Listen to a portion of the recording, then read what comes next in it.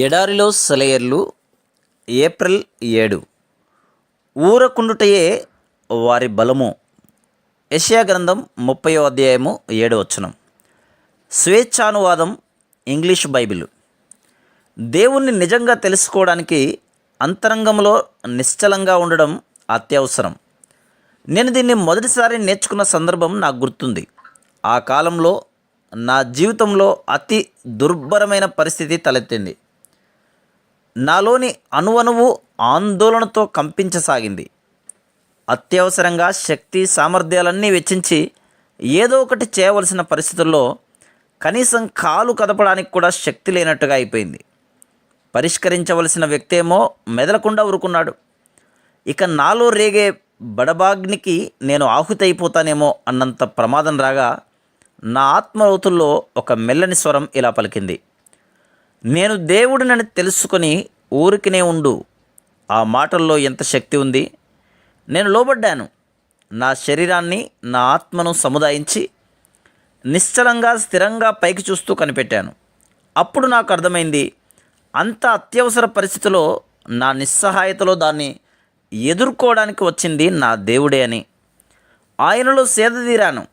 ఎన్ని భాగ్యాలనైనా ఆ అనుభవం కోసం వదిలేయడానికి నేను సిద్ధమే. ఆ నిశ్చలతలో నుండి అత్యవసర స్థితిని కడతీర్చేందుకు ఓ వింత శక్తి పుట్టుకొచ్చింది. అదంతా విజయవంతంగా పరిష్కారమైంది. నా బలం ఊరికనే ఉండడంలోనే ఉందని నేర్చుకున్నాను. ఇలా నిశ్చలంగా ఉండడము సోమరితనము ఒకటి కాదు. ఇది దేవునిపై గల నమ్మకంలో నుంచి పుట్టిన నిశ్చలత. నిశ్శబ్దంగా ఆందోళన చెందడం నమ్మకం కిందికి రాదు. అది కేవలం మూత బిగించిన ఆందోళనే.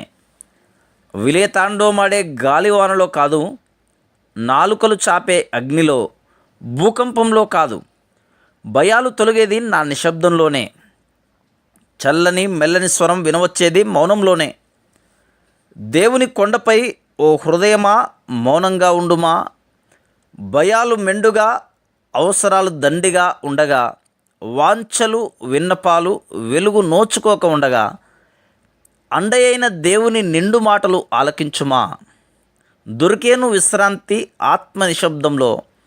ప్రార్థన స్తుతి మాటలు ప్రక్కన పెట్టి గ్రహించు ప్రేమకి సంపూర్ణ నిర్వచనం.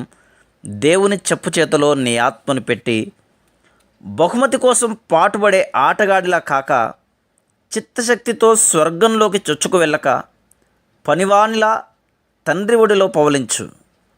ఊరకుండడంలోని ఉత్తమత్వం పరికించు. Praise the lord.